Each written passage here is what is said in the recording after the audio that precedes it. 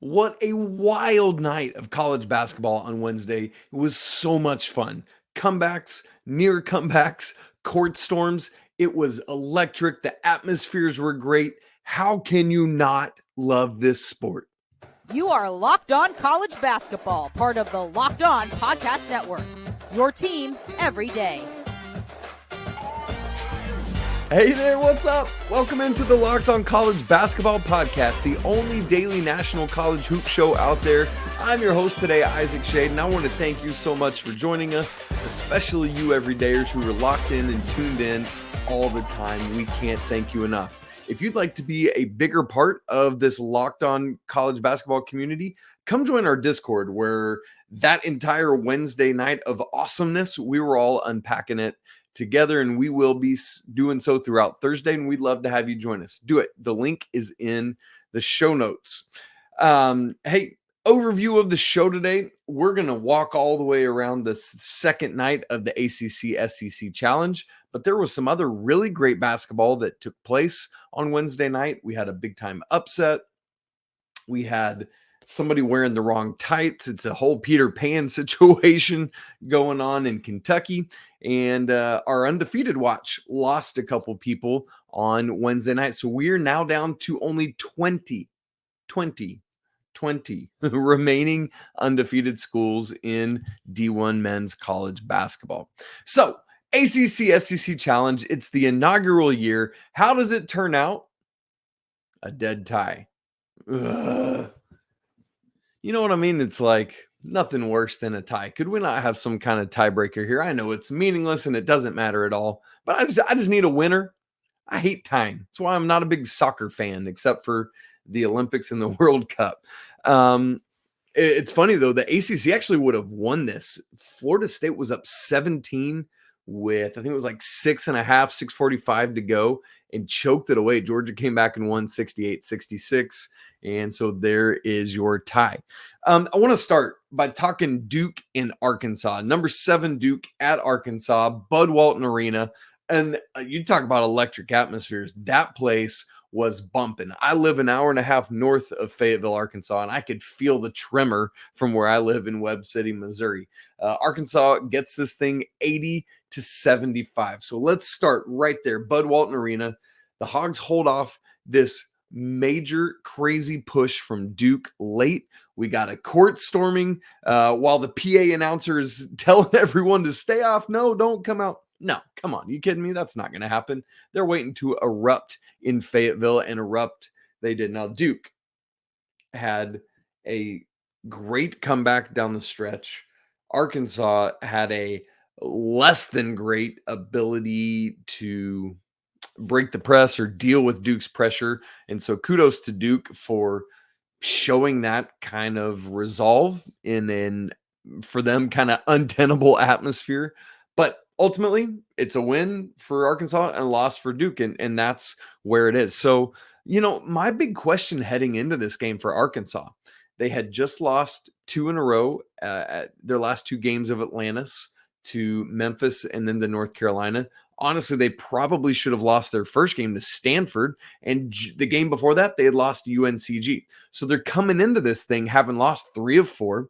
Trevon Mark is not going to play because of that injury suffered against North Carolina. And I'm just wondering, like, what is Arkansas going to be? Is somebody else going to step up? Who's going to fill the void left by Trevon Mark? Are they going to continue to just be a bunch of really talented basketball players that can't put it together for 40 minutes? Well, we know they can in Bud Walton because they did it in that preseason exhibition game against Purdue where they beat the Boilermakers, the clear and definitive number 1 team in the nation. Well, the answer was yes, they could. Even without Trevon Mark, they could kind of turn around things and start moving in the right direction. Is this a sign of longer and better things to come for Arkansas? I'm not ready to say that yet because what we've just seen leading up to this, I think, is more telling than one game in a raucous home arena. But they did it. They won. So, right out of the gate, Kyle Filipowski picks up 2 fouls in the first 5 minutes, has to go to the bench. Devo Davis for Arkansas got banged up in the first half, so he didn't come back in really much at all. Like right at the very end of regulation, and then I think one other time in the second half he came back in, but he wasn't in. Jeremiah Davenport, like it was looking to me like Duke was going to take a halftime lead, but Jeremiah Davenport hits a three with about a possession's worth of shot clock left on the game clock to go before halftime. Duke couldn't get anything on the other end, and Arkansas goes to the locker room with the lead, and then they just kind of slowly expanded that lead in the second half, got up to a 14-point lead with just over 8 minutes to go, and it's looking like, hey, Arkansas might cruise this thing home on autopilot a little bit here. But you know that Duke is never going to give up on anything like that. And so credit again to the Blue Devils for fighting back. So who did step in and step up for Arkansas in the absence of Tremont Mark? Number one, it was Khalif Battle. 21, 5 rebounds, 5 assists off the bench. Great performance from him. Love it. And it was great to see Trevon Brazil. You might remember had a 0 burger against North Carolina in the third place game of Battle for Atlantis. Prior to that, I think he had double doubles in each of the prior 2 games. I'm wondering if there's that North Carolina game was a result of he's just working his way back from that ACL last year. You know, I know modern medicine has like warp speeded these injuries. You know, we had Zakai Ziegler playing back for Tennessee on Wednesday night. In fact, started for the first time again this season. So injury recovery time is shrinking rapidly, which is crazy. But in a 3 games in 3 days scenario, I wondered if Trevon Brazil, you know, was just struggling a little bit physically. Now a couple days to rest, relax. And he's just doing big things. Brazil was 19 points, 11 boards, 4 of 7 from 3. That's his highest career made 3-pointers in a game. And so really, really big stuff from him. In fact, one of those threes was a massive one. There was about 2:20-ish left, and he hit a 3 to go up by 12. And but then Duke started chipping away. And you know, they just started doing silly things that were revealing of why they've not been very successful so far this year. It's like they were able to put it together for like, you know, the first 37 minutes or so, and then just kind of crap the bed down the stretch. For example, there was one point when Jay Billis goes, all right, if you're Arkansas here, no fouls and no threes. And I kid you not, I could not have written this more perfectly. I forget who shot the 3, but literally less than 10 seconds later, a Duke player shot a 3, missed it, but was fouled in the act of shooting. And so it's just like the hilarity of that situation playing out was great. But Arkansas down the stretch just couldn't handle the pressure. They weren't coming to get the ball from ball handlers or to get the ball in. It's like their press break was not well arranged, and which I know isn't Coach Musselman's like style. So that it was just weird. Like they were just like, maybe we can break this press. We don't really know. But Duke, I mean, they cut it to 4 points with 46 seconds left. They cut it to 3 points with 15.4 seconds left. And Foster even had a 3 to cut it down to a 1-point game with 9 seconds left. But he missed. Arkansas rebounds. That's it. That's your game, and that's all. So for Duke, I'll say this. Sure, you lose the game, and you hate to do that. And now you've lost twice this season. And it's like, boy, what? Come on. We had massive expectations. Well, Duke still can and still does and still should have those massive expectations. That Arizona team that beat them in Cameron is a phenomenal basketball team. I don't know if any team in America was winning this game at Arkansas on Wednesday night. So I think what you're able to take away if you're Coach Shire is we fought like heck and we fought like crazy to stay in this thing, get back in it. And we came really close in this arena, and that is encouraging. And I know there's no moral victories, but still, he's got a lot of good teachable moments coming out of this.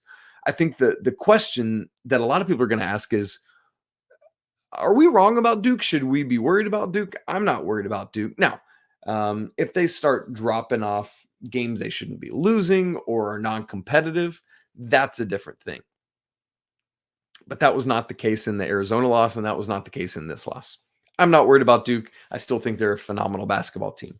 Elsewhere in the nightcap of the ACC SEC Challenge, all of the final 4 games all tipped at 9:15 Eastern. You had BC at Vandy, BC winning 80-62. Vandy is off to a bit of a struggle at the start. Already mentioned UGA coming back from 17 down late in the second half to knock off FSU in Florida, 68-66. And then Auburn kind of took care of business at home against Virginia Tech, 74-57. So we've got 3 other ACC SEC games to get to, but the crown one was the first one that tipped off on Wednesday night. The number 1 defensive unit in the nation at KenPom gave up 100 points on Wednesday night, including 61 in the first half. What on earth happened to the Tennessee Volunteers in Chapel Hill on Wednesday night? We'll get to that in just a second. Right after I tell you that this episode of Locked On College Basketball is brought to you by eBay Motors. Passion, drive, and patience. What brings home the winning trophy is also what keeps your ride or die alive. eBay Motors has everything you need to maintain your vehicle and level it up to peak performance. From superchargers to roof racks, exhaust kits to LED lights, and more, whether you're into speed, power, or style, eBay Motors has got you covered. With over 122 million parts for your number 1 ride or die, you'll always find exactly what you're looking for. And with eBay Guaranteed Fit, your part's guaranteed to fit your ride every single time or your money back. Because with eBay Motors, you're burning rubber, not cash. With all the parts you need at the prices you want, it's easy to turn your car into the MVP and bring home that win. So keep that ride or die alive at ebaymotors.com. Eligible items only, exclusions apply. eBay Guaranteed Fit only available to U.S. customers.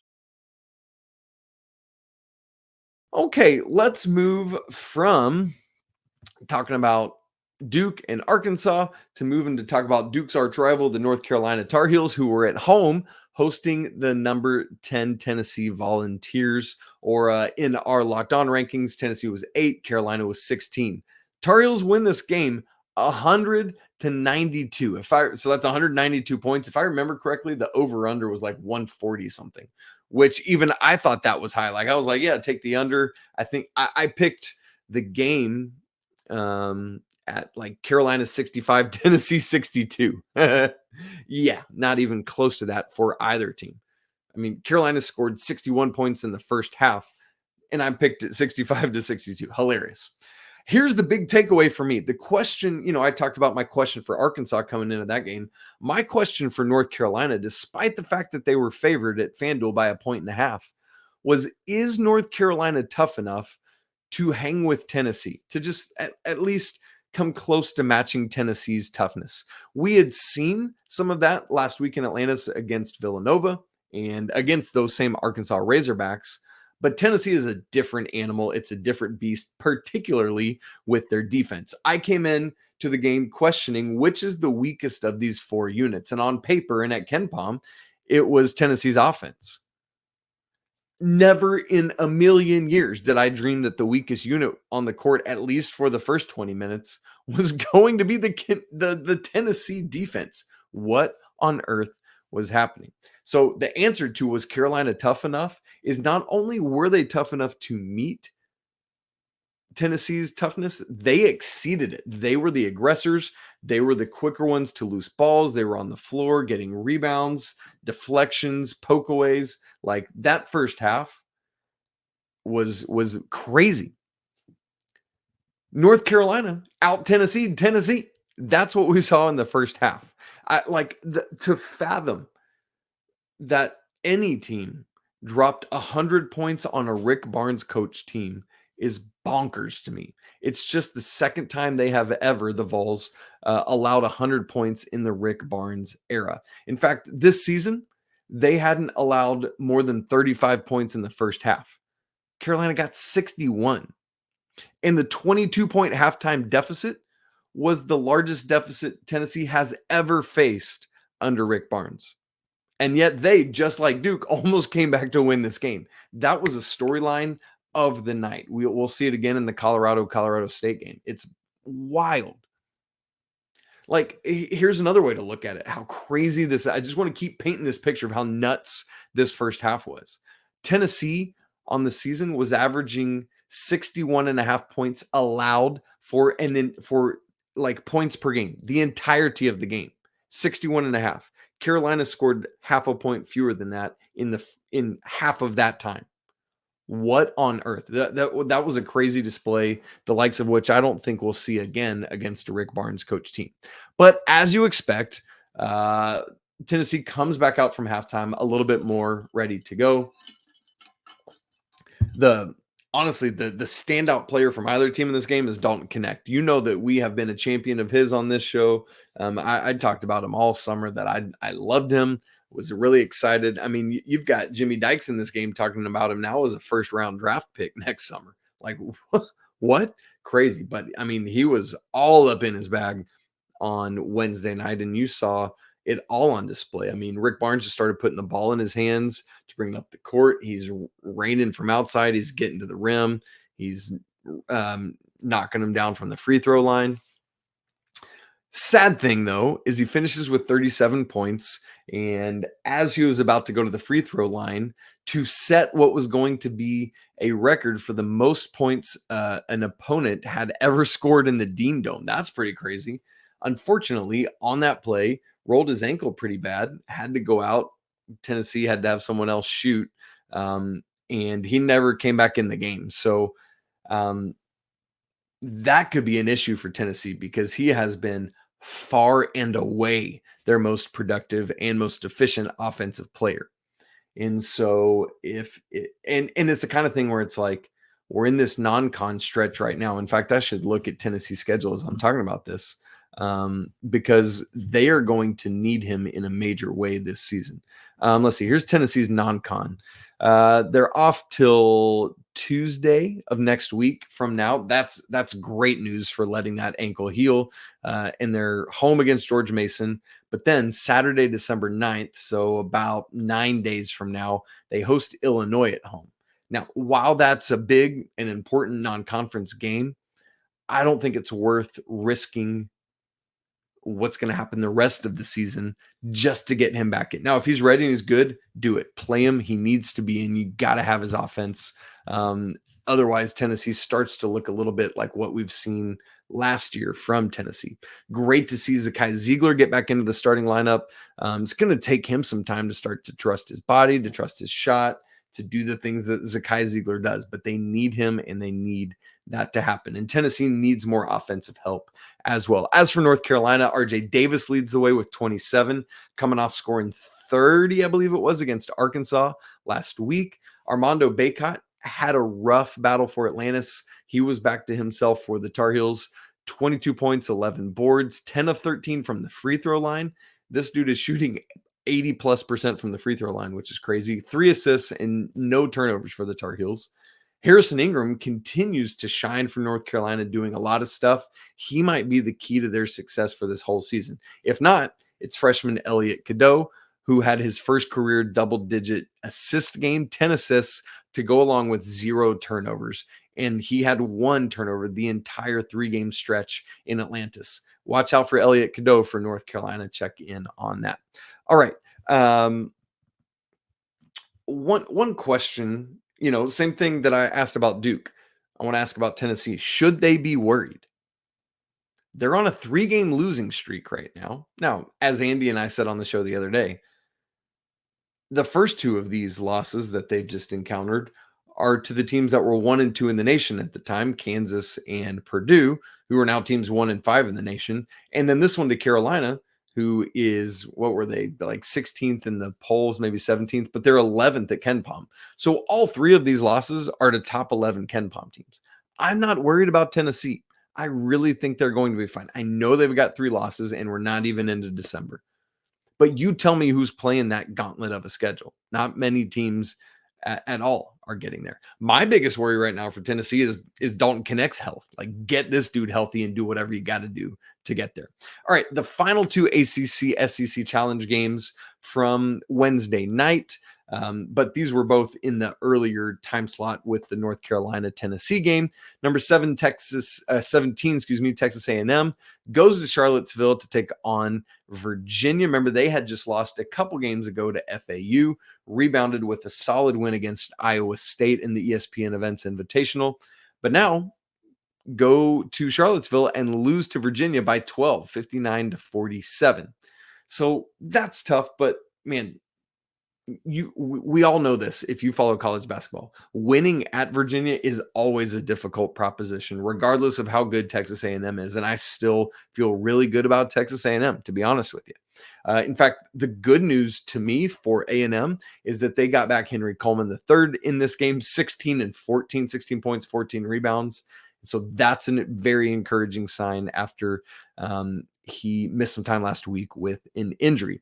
On the Virginia side of things, they pretty balanced scoring. All 5 starters were in double figures. And you might be asking, wait, Isaac, I thought you said they only had 59 points. Yeah, they did, but guess why that happened? 0 points off the bench, literally 0, and only 4 shot attempts. So Coach Bennett's going to have to figure something out there to get more production off the bench. He has had that at other times this year, but it cannot be similar to what Miami suffered at Kentucky on Tuesday night. Cannot just rely on these 5 starters to do it all, because teams will find a way, even against Virginia, to get their legs taken out from under them. The final game that we haven't touched on yet is Florida at Wake Forest. Expected Florida's been looking really good. Beat Pittsburgh in the Barclays Center last Wednesday, and then gave Baylor a good game on Friday in the championship game. And so I was feeling like, hey, maybe Florida's going to be able to go to Wake Forest and do this. The problem was Micah Handlogton is out of this game. And so Wake Forest wins it then by 11, 82-71. For the Demon Deacons, Hunter Salas, 24, Andrew Carr, 22. These guys are going to be studs. Steve Forbes has done it again at Wake Forest. Another high level point guard transfer coming in. 3rd year in a row of this for Steve Forbes and Wake Forest. Now, if the ACC SEC challenge wasn't enough for you, we've got other bonkers happenings all around college basketball from Wednesday. Like, a Louisville player not wanting to play because the team doesn't have the tights that he wants. I'm not even remotely kidding. That is a real thing that happened on Wednesday night. And I'm going to tell you about it in just a second.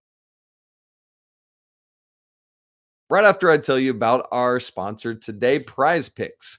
Hey, testing my skills over on Prize Picks is the most exciting way to play daily fantasy sports. If I've got the skills, if you've got the skills, you can turn $10 into $250 with just a few taps. It's really simple to play. You just make your picks, submit your entry. You can do all that in less than a minute. Plus, they've got quick withdrawals, easy gameplay, and an enormous selection of players and stat types to make Prize Picks the #1 daily fantasy sports app. Just you against the numbers. All you got to do is pick more or less on 2 to 6 players' stat projections, and then you just watch the winnings roll in. Here's a super fun one. They're doing like these joint ones now. So Dak Prescott against Seattle tonight in Thursday Night Football, and then Bo Nix, Oregon's quarterback, tomorrow night, Friday, in the Pac-12 championship game. More or less than 604.5 combined passing yards for Dak on Thursday and Bo Nix on Friday. I love that. That's a simple, it's almost like a parlay rolled into one kind of thing. So go to prizepicks.com/lockedoncollege and use code lockedoncollege for a first deposit match up to $100. Again, that's prizepicks.com/lockedoncollege and use code lockedoncollege for a first deposit match up to $100. Prize Picks, daily fantasy sports made easy. We've so far talked about 2 games where we had a massive comeback that fell short. That was Duke trying to get back on top of Arkansas. That was Tennessee trying to get back on top of North Carolina. Those 2 failed. We had Georgia coming all the way back from 17 down to beat Florida State by 2. Well, we had another example in the state of Colorado. If you haven't been tracking this, Colorado is a really good basketball team. Colorado State is an even better basketball team, currently 21st in our Locked On Top 25 rankings. Colorado State, the team that was undefeated coming into this one, walks away the victors 88-83. It was a home game for them. They're up to 7-0, and the Buffaloes are now 5-2. I think better days are ahead for Colorado. Again, similar to Duke and Tennessee. I'm not worried about the Buffs at all. Colorado State. If you haven't been dialed in on them, you got to know the name Isaiah Stevens. He is a stud of a guard. 20 points, 11 assists, 2 steals, 2 rebounds in this game. 4 other Rams in double figures. A great performance by them. And that's not all 5 starters and then nothing off the bench for Colorado State like we just said with Virginia.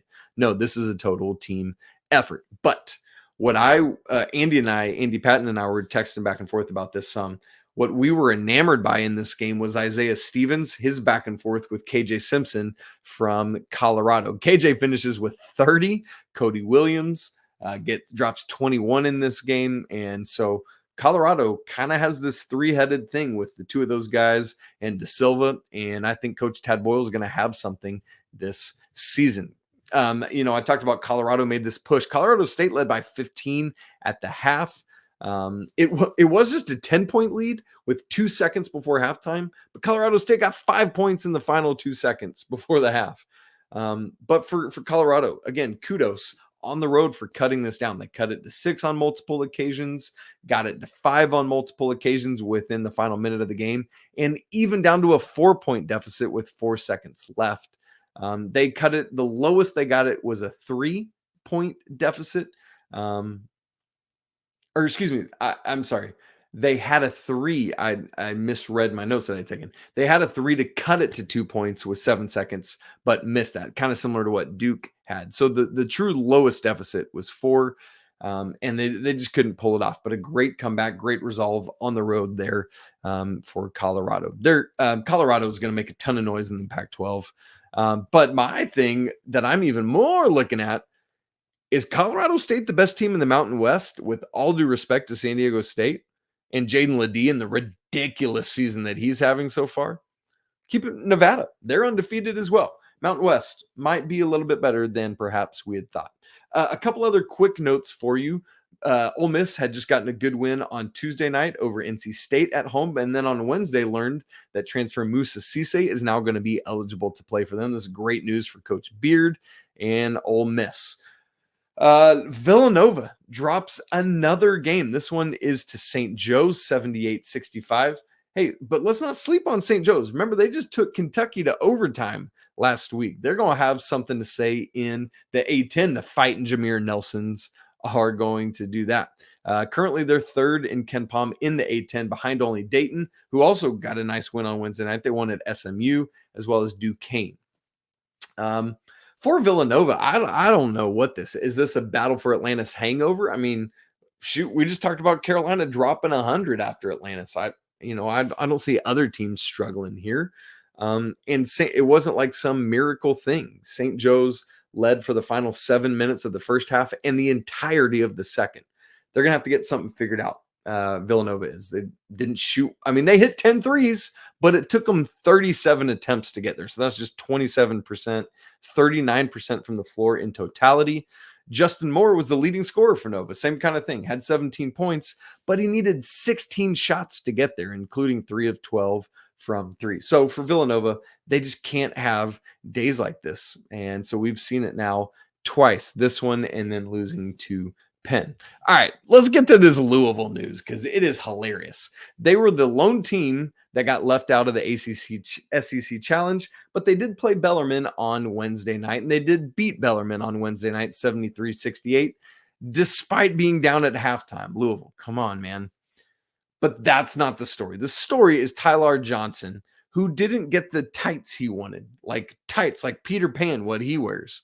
Coach Kenny Payne said this, quote, "The reason why Ty-Laur Johnson didn't play a lot in the first half is they didn't have the tights he wanted, and he didn't know if he wanted to go." He goes on to say, quote, "We didn't have the tights he wanted, so he didn't know if he wanted to play." What? What on earth? He goes on, Coach Payne, "But he figured it out in the second half. He accepted the fact that we didn't have the tights that we've never had for him, and he played well," end quote.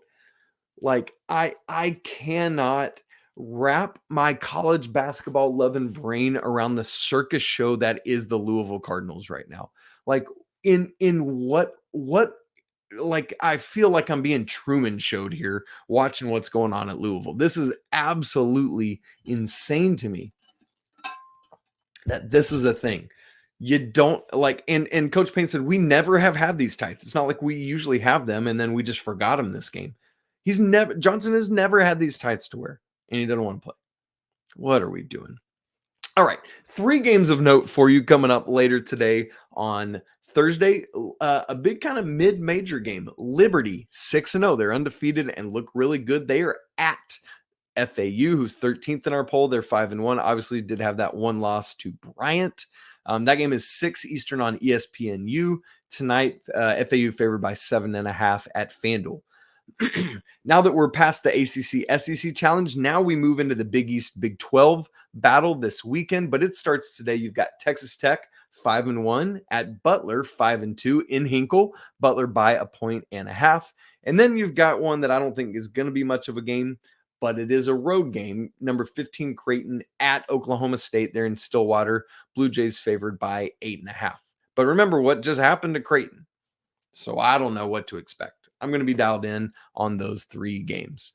Friends, thanks so much for making Locked On College Basketball your first listen or watch today to get your favorite college basketball content every single day. I want to ask you to subscribe to the show, video and audio, smash that like button, and love to hear your comments on all of these crazy games. So much entertainment that happened on Wednesday night.